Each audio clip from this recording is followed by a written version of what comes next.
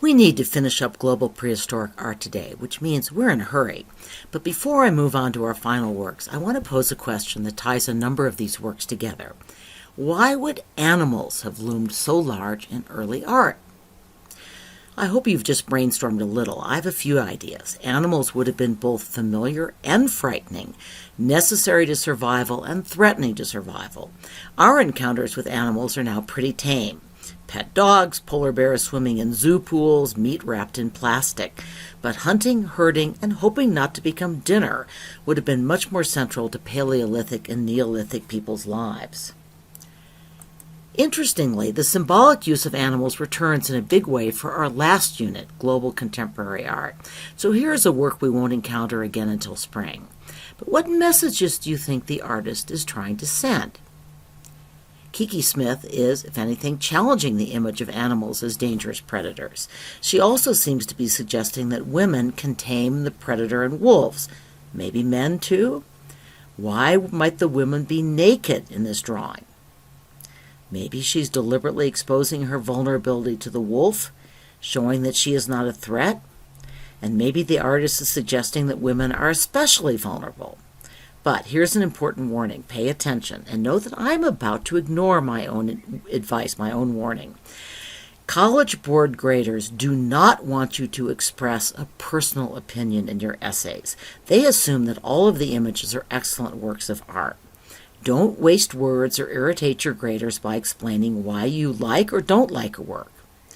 So, I now invite you to break this rule, but only in class. What do you think of this work? My turn. I find this drawing a little irritating, mostly because I find it insulting to wolves, and maybe to women as well.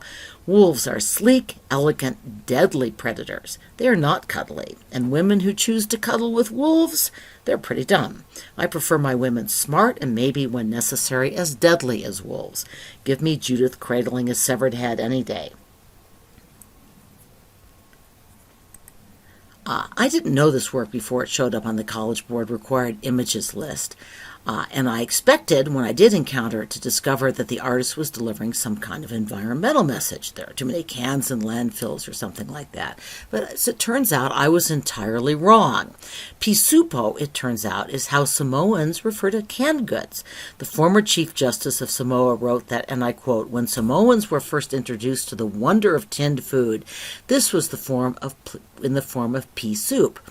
As no Samoan word can end in a consonant, they tacked an O on the end and made the Samoan form of the English term Pisupo.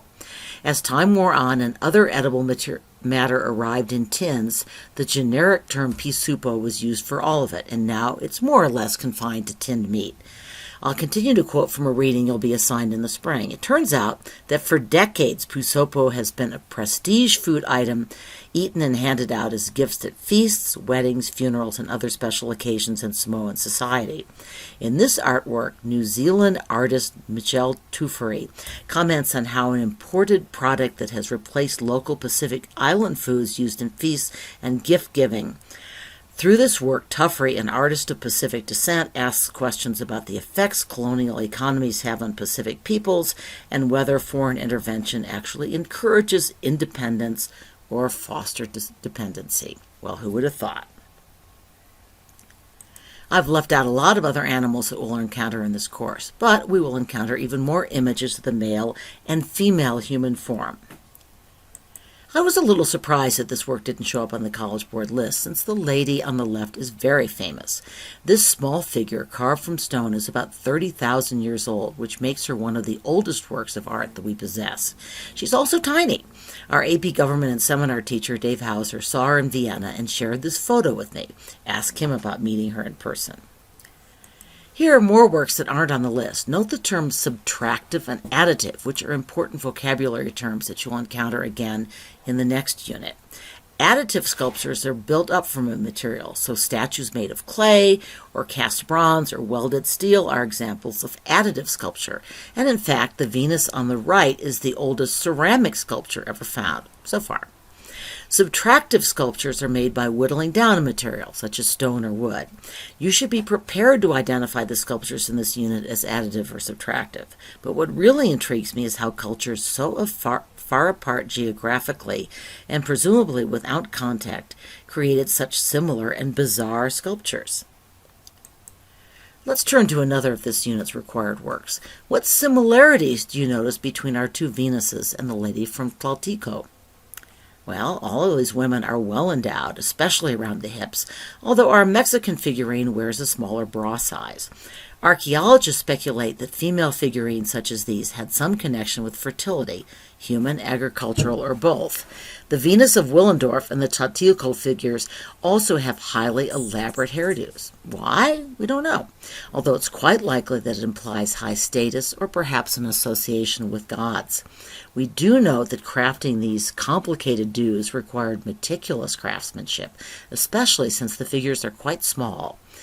In other words, these works were important to the artist and the cultures for which they were created, worth the time and skill involved in creating them. But of course, what really strikes us about Tlaltico, sorry, I struggled pronouncing that, figurine, is that she has two faces. Why? Well, again, we don't know for certain. If anyone read the optional homework, you'll know that one doctor theorizes that people in the region may have seen babies born with an unusual form of birth defect, conjoined twins with split or shared faces.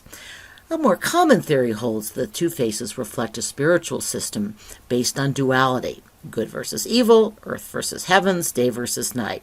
Remember that term duality, it will show up again. Similar figurines have been found not only in tombs but in open fields. They may have been sown or ritually buried in the four corners of cornfields, again suggesting a connection with fertility. Here are some more figurines from the same site, including a double-headed, though not double-faced figure. The artists of this culture also produced so-called duality masks, such as the one you see in the left, hand bottom corner. Like the carved camelet sacrum, these may have been used as masks in shamanistic rituals. This mask suggests the contrast between the living and the dead. Certainly, the right-hand side appears to be a skeleton with a gaping eye socket. On a more cheerful note, I especially love the woman with the dog, which strikes me as having an intimacy that speaks to us across the centuries.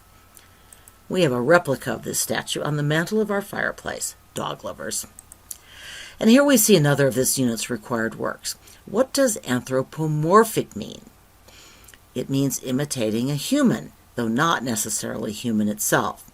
I find the title a little puzzling since it seems pretty certain that these were grave markers, and surely the symbols carved into the stone on the left, at least, are meant to convey some information about the person buried beneath.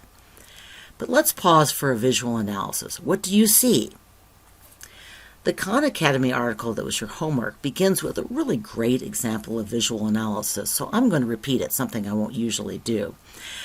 While both sides are sculpted, emphasis is on the front, particularly the face, chest, and waist. A trapezoidal head, note that more specific vocabulary word, rests directly on squared shoulders with the outline of a face framing two closely spaced eyes and a flattened nose.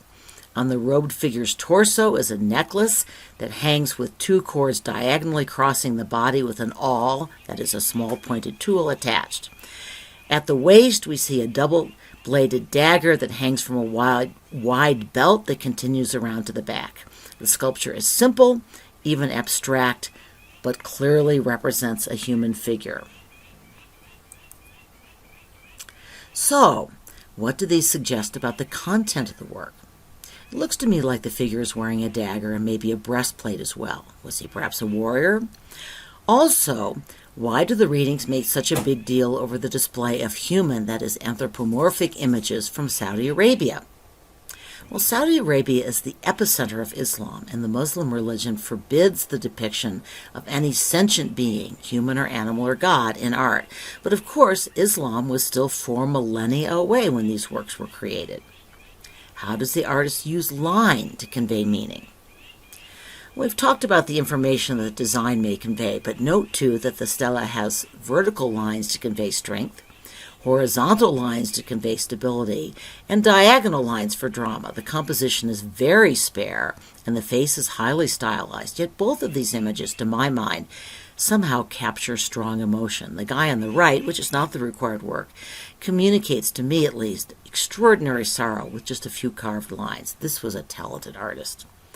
Finally, the Khan Academy article notes that similar figures and similar iconography have been found across and even beyond the Arabian Peninsula, suggesting widespread trade and contact even in Neolithic Arabia. And since we're talking about the use of line, note the similarly stylized geometrical faces on the lapida fragment as well. What kind of faces do we find on this extraordinary work from China? They appear to be derived from a combination of a man-like figure with a mysterious beast. Although the Jade cong is meticulously crafted, it is still a Neolithic work without a written history. So theories about what the shapes and faces mean are conjecture, based especially on similarities to later Chinese works that might or might not carry the same meaning. We do know that kongs were found in large numbers in graves of persons of high rank, which suggests some connection to ritual. Some show signs of having been intentionally burned, maybe even intentionally broken, which again might suggest their use in sacrifice. They were also often found with bai discs, which were also carved of very hard jade, so hard it can't be cut, only abraded with sand, at least with the tools available at the time. Jade had great significance to the Chinese and other cultures. Its hardness represented durability, eternity, if you will, and its color variations were seen as subtly beautiful. The square shape of the cong may symbolize the four corners of the earth, while the central cylinder, like the round bai, may symbolize the heavens. We will return to these images later in the semester when we look at other examples of Chinese art. But for now, I want to move to our last required work for this unit, Stonehenge. So let's start with visual analysis. What do you see? This is where some art history vocabulary really comes in handy.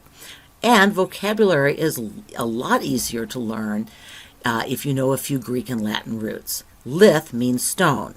Mega, as I'm sure you know, means huge. So a megalith is, a very big stone. A menhir is a very large standing stone. A henge, by the way, is a ditch banked by dirt. We will encounter post and lintel construction again. Stonehenge offers an especially clear example, so I wanted to label it. Stonehenge is by no means the only circular stone monument found in Paleolithic Europe. Watch the first minute or so of this video to see several other examples. The video and readings we assigned suggest that the purpose of this site evolved over 3 different phases, with possibly different functions at each phase. But since this is a Neolithic work, we, altogether now, don't really know. But what are some of the thoughts about those purposes? Well, one purpose was almost certainly to serve as either an astronomical observatory or a temple to the star gods. We do know that the sunrise of the midsummer solstice is exactly framed by the end of the horseshoe of the trilithons at the interior of the monument, and that the sun hits at exactly the opposite point, at the center of the bend of the horseshoe at the midwinter solstice sunset. We also know that a number of bodies have been found buried or cremated at Stonehenge, possibly positioned in directions that lined up with Stonehenge's astronomical points. Recent scholarship on Stonehenge has focused more on its use as a ritual burial site and even possibly as a site where human sacrifices were staged. It may also have served as a pilgrimage site, which actually is compatible with the other purposes. So let's watch one more Stonehenge video. Whatever the function, whatever the meaning of this work, Stonehenge was very important to the people who made it. Relatively poor societies invested enormous resources to construct this and other henges. They also somehow achieved an extraordinary degree of cooperation without evidence that they were directed by a strong central government. And this stands in contrast to contemporary works from Mesopotamia and Egypt. Stay tuned for our next unit. So it's possible you've run out of time. But if not, I'd like to end this unit with still another work that will show up in our final unit, and one that frequently shows up in the AP Art History exam. It's a College Board favorite. But let's assume that you are spacey archaeologists from Alpha Centauri's only habitable planet. You come across mysterious remains of this artwork, including this photo. What would you guess is the function, content, context, and form of this work? So, you find still another photo. Does this help? Where are we? Well, we're in Central Park, New York City. The tall building suggests that we're in the 20th or 21st centuries, right? Does this photograph change or add to your guess about the content or function of this work?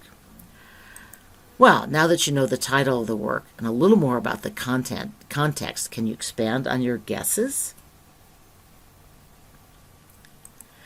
So this is installation art, and it sparked a great deal of public controversy. Many critics and New Yorkers loved the gates. Many others did not. The quotation on this slide comes from a question and answer session with the artist. Due to space constraints, I've only posted their answers. The fundamental question, however, is the one we began with. The same question the judge asked in the case involving Bird in Space. What is art? Is this temporary installation, which cost millions of dollars to erect and then disassemble, art? How did the artist answer? Try to restate that in your own words. And why does this critic question the gate's value as art? Again, try to restate this complaint in your own words. So what do you think? Do the artist and critic have a similar or a different vision of the function of art? Well, I really don't know if you have any time left, but if you do, take a moment and talk about the similarities and differences between these works in terms of our big four. After your first unit test, we will move on to ancient Near East and back to monumental works made of stone, not ornament.